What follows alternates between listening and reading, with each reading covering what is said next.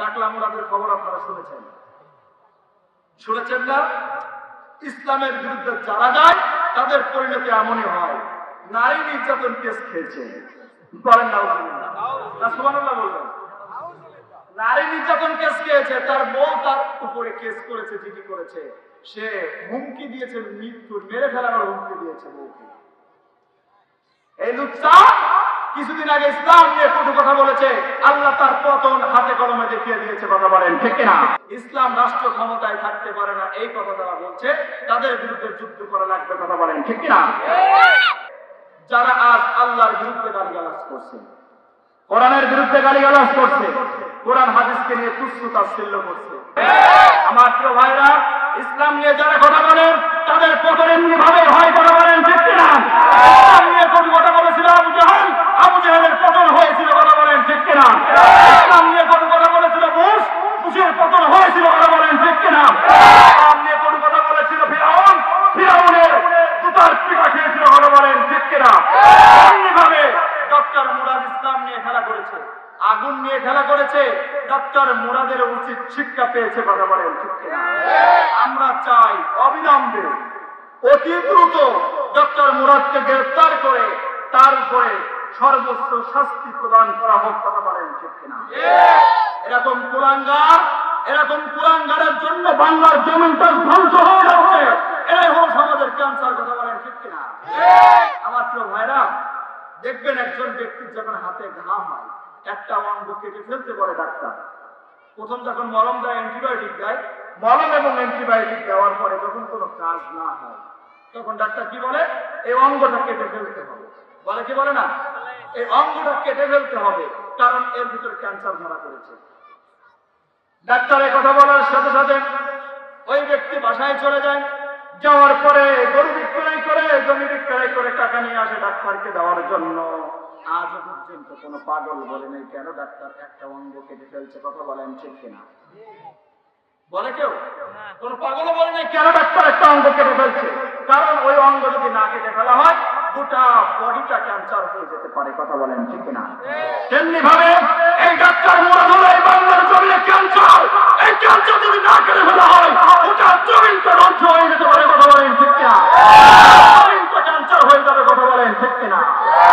আমার তো ভাইরা, এরকম মুরাদের উত্তরসূরি যারা রয়েছে এই জমিনে, তাদের এখান থেকে শিক্ষা নিতে হবে। এর ছিলামিলা যারা রয়েছে তাদেরকে হুঁশিয়ার করে দিয়ে বলে দেয়, এখান থেকে শিক্ষা নেওয়া উচিত, তোমাদের পালা আসছে, এমন একটা সময় আসবে তোমরা পালানোর জায়গা খুঁজে পাবা না, কথা বলে। গোটা পৃথিবীর ভিতরে আর যারাই কোরআন দিকে কথা বলে, যারাই হক দাওয়াত দেয়, তাদের উপরে জুলুম, তাদের উপরে নির্যাতন, কথা বলেন ঠিক কিনা? সম্মানিত ভাইরা, ডাক্তার মুরাদ পালানোর চেষ্টা করেছিল, পালাতে পেরেছিল পালাতে? ডাক্তার মুরাদ চেষ্টা করেছে পালানোর জন্য, বাইরের দেশে গিয়েছে, সেখান থেকে পালাতে পারে নাই, আবার ফিরে আসতে হয়েছে, ঠিক কিনা? এরকম ভাবে আজ যদি বাংলাদেশে 3.5 লক্ষ মসজিদের ইমাম, 3.5 লক্ষ মসজিদের মুয়াজ্জিন, লক্ষ লক্ষ মুসল্লি তাদের কাপ করে ময়দানে নামেন, তাহলে কাফেরের বাচ্চারা পালানোর সুযোগ পাবে না, কথা বলেন ঠিক কিনা? পালা রে পালা, জলদি পালা, নইলে তোদের গলে ঝুলবে তালা, পালা রে পালা, জলদি পালা, নইলে তোদের গলে ঝুলবে তালা, কথা বলেন ঠিক কিনা? পালানোর সুযোগ এরা পাবে না, কথা বলেন ঠিক কিনা? আমার প্রিয় ভাইরা, আমরা সকলে জিকির করি লা ইলাহা, জোরে জোরে জোরে লা ইলাহা,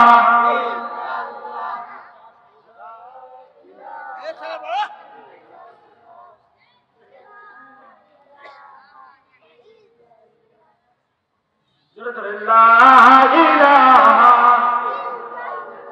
আর জোরে লা ইলাহা, লা ইলাহা ইল্লাল্লাহ মুহাম্মাদুর রাসূলুল্লাহ। সম্মানিত ভাইরা, তেমনি ভাবে আল্লাহ সুবহানাহু ওয়া তাআলা বিশ্ব নবীকে পর্যন্ত বলেছেন। রব্বুল আলামিন বলেন 8 নম্বর সূরা সূরা আনফালের 65 নম্বর আয়াত, ইয়া আইয়ুহান নাবিয়্যু হাররিদিল মুমিনিনা আলাল কিতাল। বিশ্ব নবীকে বলেছেন, হে নবী, মুমিনদেরকে, ঈমানদারদেরকে যুদ্ধের জন্য উৎসাহ প্রদান করে। বলেন সুবহানাল্লাহ। আল্লাহ রাব্বুল আলামিন বলেছেন, হে নবী, যদি তোমাদের ভিতরে মাত্র 20 জন ধৈর্যশালী ঈমানদার থাকে। কয়জন? জোরে বলেন কয়জন? মাত্র 20 জন ধৈর্যশালী ঈমানদার থাকে, তাহলে 200 জন কাফেরকে পরাস্ত করবেন। কে বলেছেন? সম্মানিত ভাইরা, আল্লাহ সুবহানাহু ওয়া তাআলা বলেছেন, হে নবী, যদি তোমাদের ভিতরে মাত্র 20 জন ঈমানদার থাকে। কয়জন? 20 জন ঈমানদার থেকে 200 জন কাফেরকে হত্যা করে ফেলবে, ধ্বংস করে ফেলবে। বলেন সুবহানাল্লাহ। আর যদি তোমাদের ভিতরে মাত্র 100 জন ঈমানদার থাকে। কয়জন? মাত্র 100 জন ঈমানদার থাকে, আল্লাহ রাব্বুল আলামিন বলেছেন 1000 কাফেরকে ধ্বংস করে ফেলবে। বলেন সুবহানাল্লাহ। কারণটা কি? কারণ হলো কাফের এমন কম, ওরা কিছু বোঝে না। একজন রাখাল যেমন 1000 গরু রাখতে পারে, কথা বলেন ঠিক কিনা? একজন রাখাল যেমন 1000 ছাগল রাখতে পারে, তেমনি ভাবে একজন ঈমানদার 1000 কাফেরকে ধ্বংস করে দিতে পারে। কথা বলেন ঠিক কিনা? আমার প্রিয় ভাইরা, একজন ঈমানদার, পাক্কা ওয়াক্তে ঈমানদার যদি একজন হয়, 100 কাফেরকে ধ্বংস করে দিতে পারবে। কারণ এই কাফেরের বাচ্চারা কিছু বোঝে না। কথা বলেন ঠিক কিনা? হিন্দুরা যতই হুমকি দিক, যতই ধামকি দিক, যদি প্রকৃত অর্থে ঈমানদার একজন হয়, গোটা পৃথিবীর কাফের তাকে ভয় পায়। কথা বলেন ঠিক কিনা? আমার প্রিয় ভাইরা, আপনারা দেখেছেন উসামা বিন লাদেনকে। উসামা বিন লাদেনকে আপনারা দেখেছেন না? উসামা বিন লাদেন কেমন ছিল? চেহারা দেখেছেন না? ছবি দেখেছেন? কেমন ছিল? একেবারে কাবু লম্বা করে একটা মানুষ। কথা বলেন ঠিক কিনা? আমার প্রিয় ভাইরা, লম্বা করে কাবু একটা মানুষ, তার হয়ে হোয়াইট হাউসে প্রসাব হতো। কথা বলেন ঠিক কিনা? হোয়াইট হাউসে পুলিশের প্রসাব হতো। কথা বলছেন? জিকির করি লা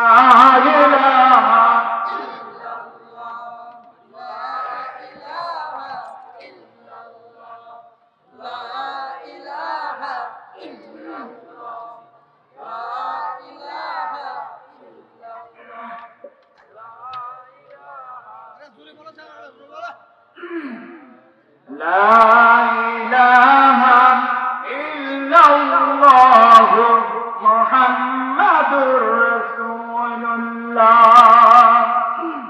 সম্মানিত ভাইরা, কাফেররা বলেছে যে মাত্র যদি 200 জন সৈন্য থাকে, 2000 সৈন্য থাকে, তাহলে 20 লক্ষ মুসলমানের ধ্বংস করবে। বলেছে না ভারতের ওই নেত্রী? আল্লাহ বলে দিচ্ছে, যদি মাত্র 200 জন পাক্কা ঈমানদার থাকে, 1000 কাফেরকে ধ্বংস করবে। বলেন সুবহানাল্লাহ। বদরের যুদ্ধ আপনারা দেখেছেন না? বদরের যুদ্ধ আপনারা দেখেছেন কিনা? শুনেছেন না? বদরের যুদ্ধের কোরআনের বর্ণনা শুনেছেন কিনা? বদরের যুদ্ধে মাত্র 313 জন বিজয় পেয়েছিল। কারা? কারা? সেই মুসলমান এখনো আছে না নাই? আমার প্রিয় ভাইরা,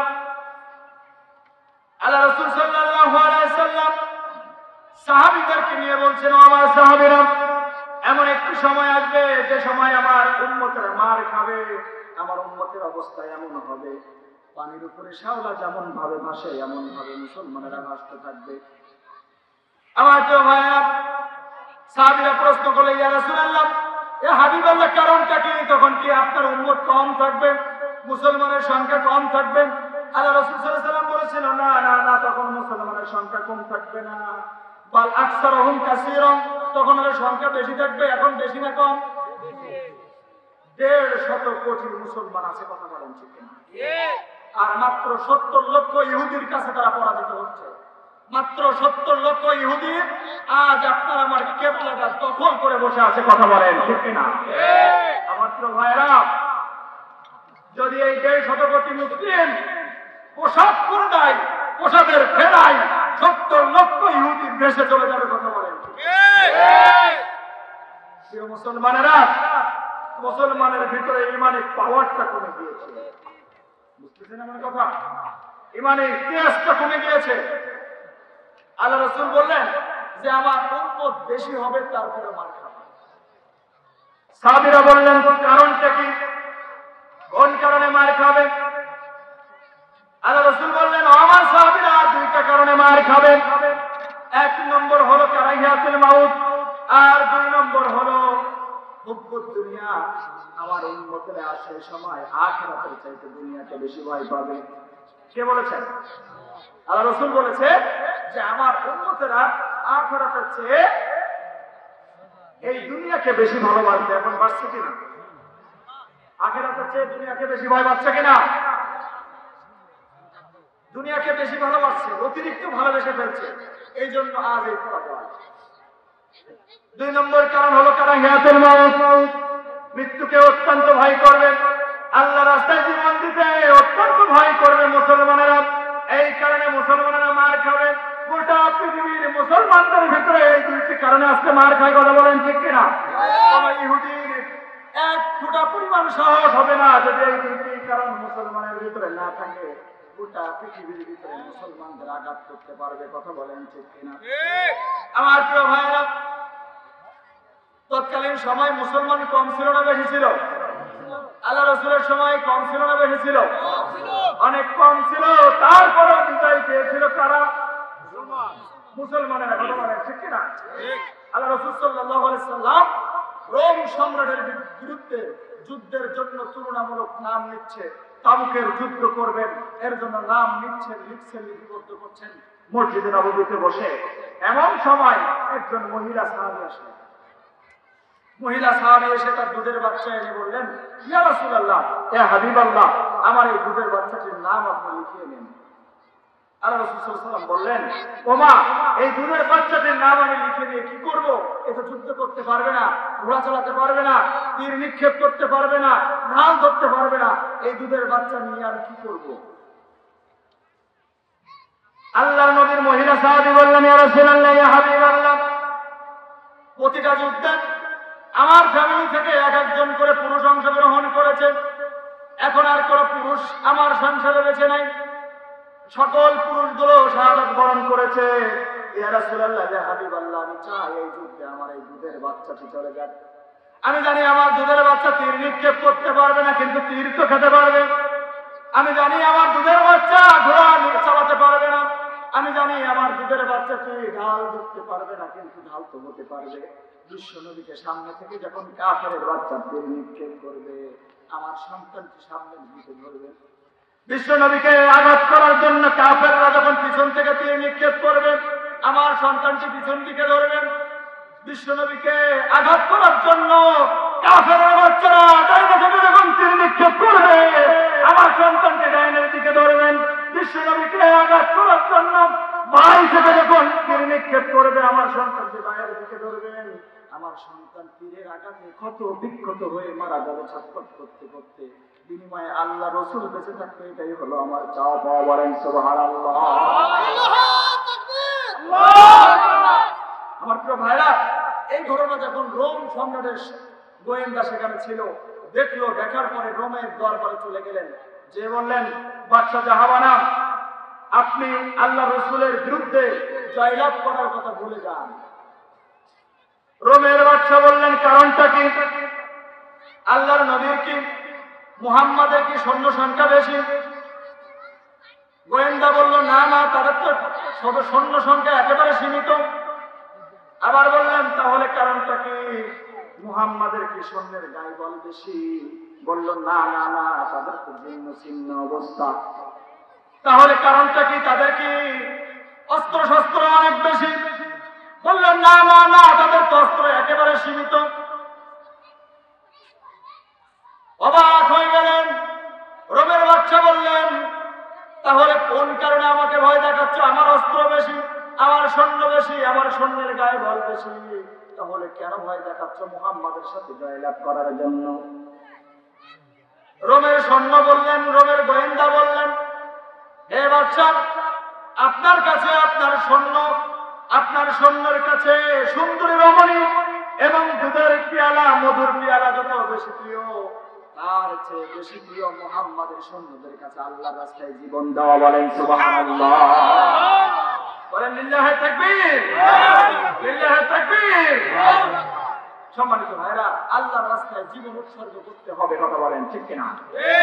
এরকম ভাবে যদি আল্লাহর রাস্তায় জীবন উৎসর্গ করতে পারি, গোটা পৃথিবীতে আবার খেলাফত প্রতিষ্ঠা হবে। আফগানিস্তানের মতো, কথা বলেন ঠিক কিনা?